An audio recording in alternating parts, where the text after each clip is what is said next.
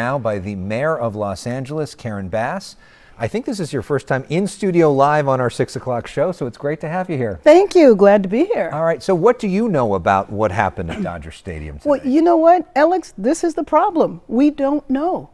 Officers are just showing up. We don't even know what type of officers they are.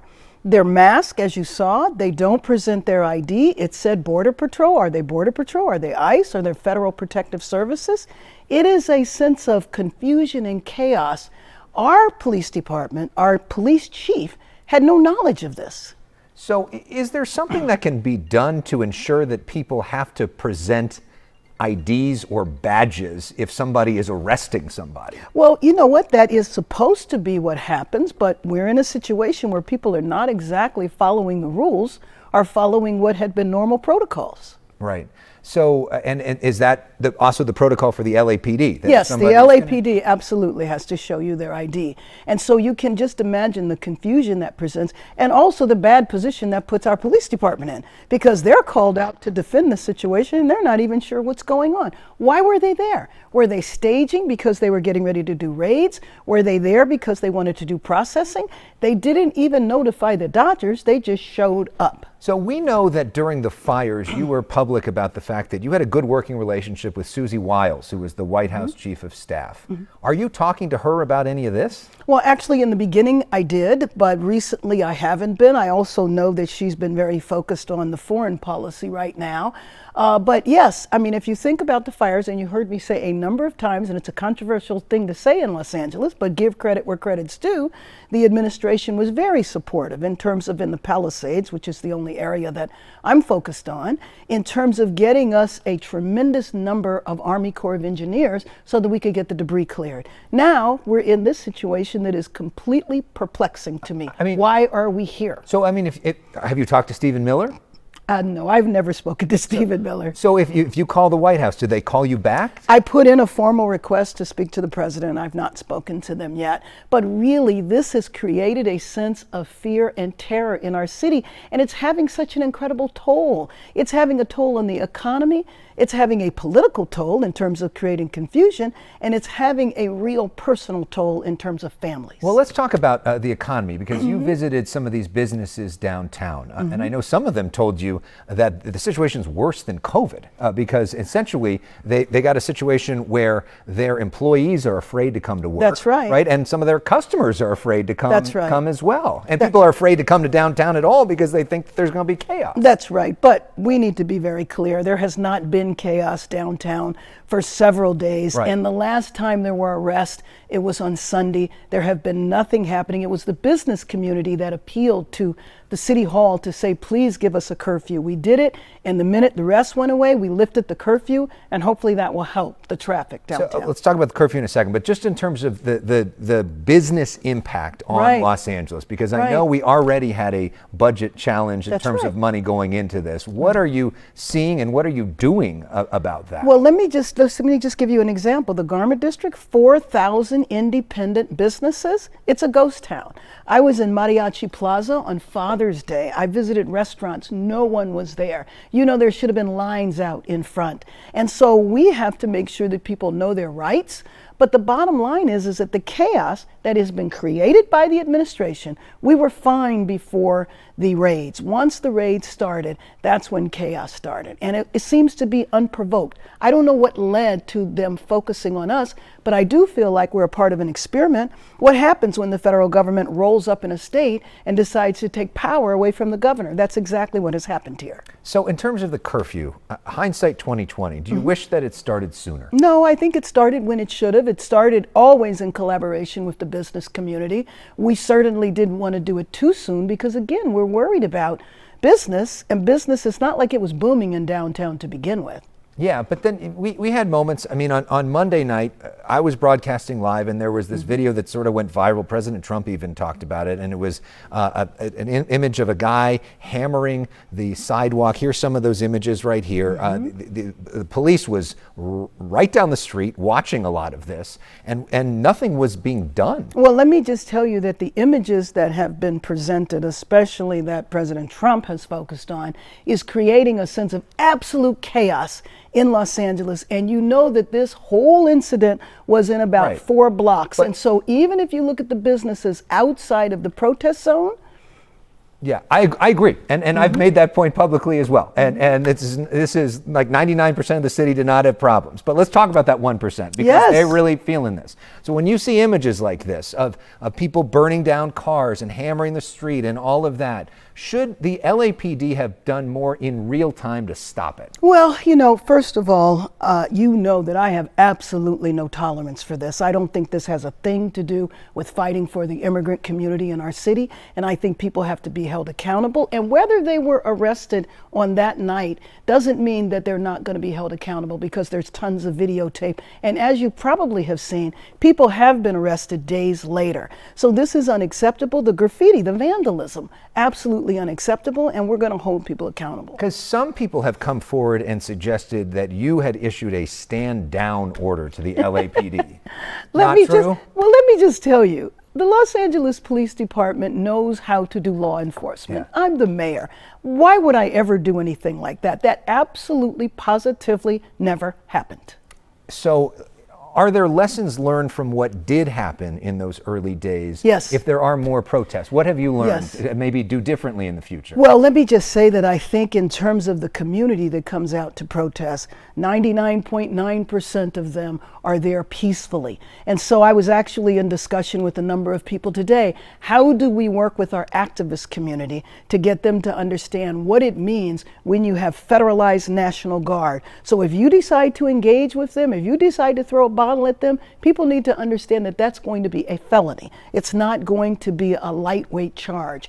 And so I think on the activist side, making sure that the real activists who are concerned about immigrant rights are separated from those that are there to make trouble. And frankly, those people are there regardless. Those people are there after the World Series, after a Laker game. Yeah, we for know years. that we see saw that them during Occupy LA. We've seen Exactly. them in so many different things. It's oftentimes the same people. So is there more that can be done to get them locked up so that they're not out there doing this time and time again? Well, and you know what? I mean, and I think that LAPD does what they can. But can I tell you something, though, that we need to think about?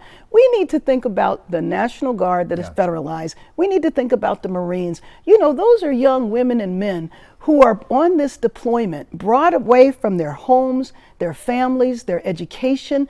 And to me, it's like using them as props.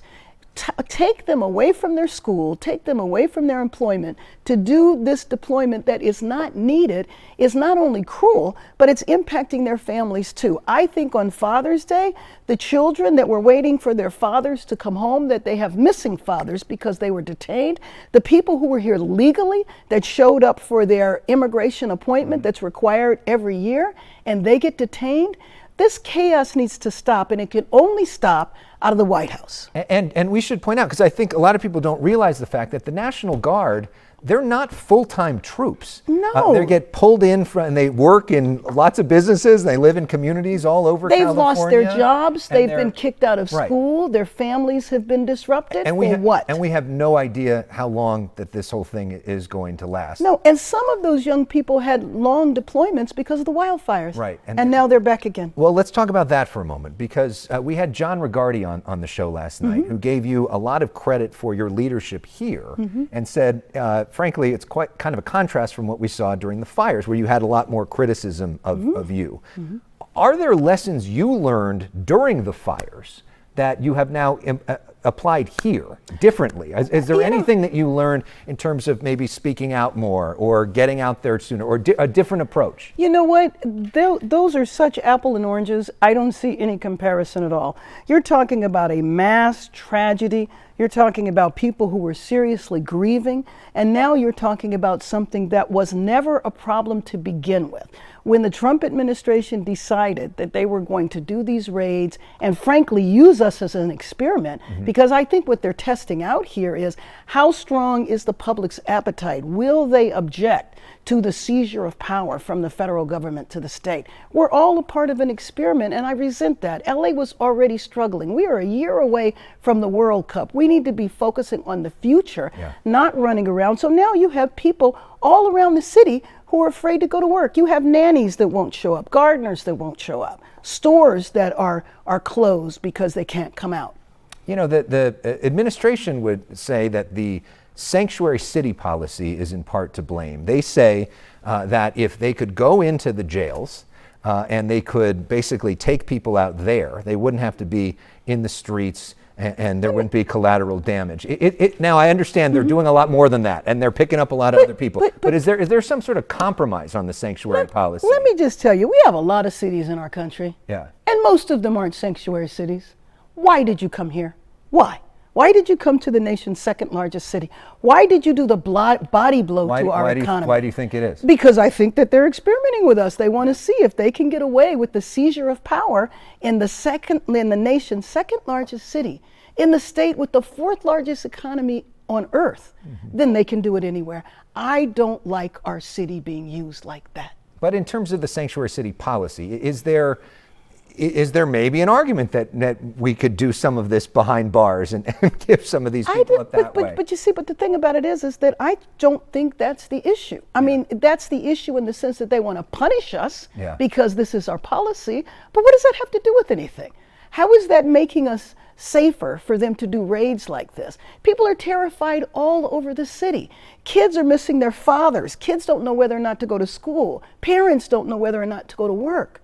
They have destabilized entire families where now we're talking about food deliveries because people don't want to go to the grocery store.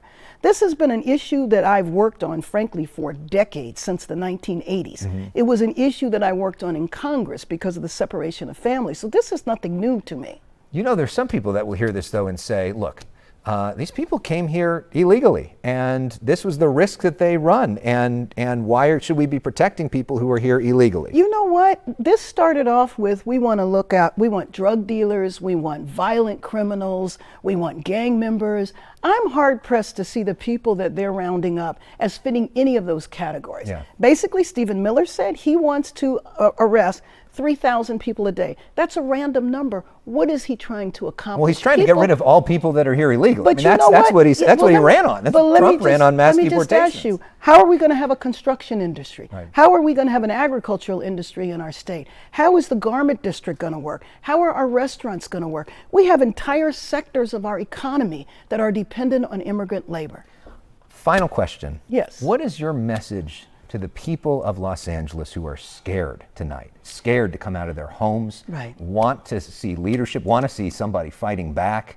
What do you say to them in terms of what they should do? Well, first of all, they're going to see me fighting back. They're going to see me fighting back on every single level because I think it's such an extreme injustice. But I also think that we are going to do everything we can to protect our communities, to make sure that people know their rights.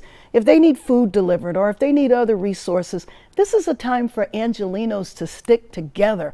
All of us, our entire city is being invaded. You talk about the invasion of Stephen Miller. I think we have the invasion of the federal government. What gives you hope right now? What gives me hope is our city, is the fact that we're not putting up with this, is the fact that you don't see Angelenos fighting against each other. You don't see people out in the streets saying, yes, deport those people. Nobody is doing that. People are very empathetic for what's going on. Mayor Bass, thanks so much for coming in. I know it's good such to an be back important moment, and we could also talk about homelessness and the fires, and hope we have other time to do that in the future. But it's always great to see you, and I appreciate the Dodger blue. Go Dodgers! All right, go Dodgers! We've got more news.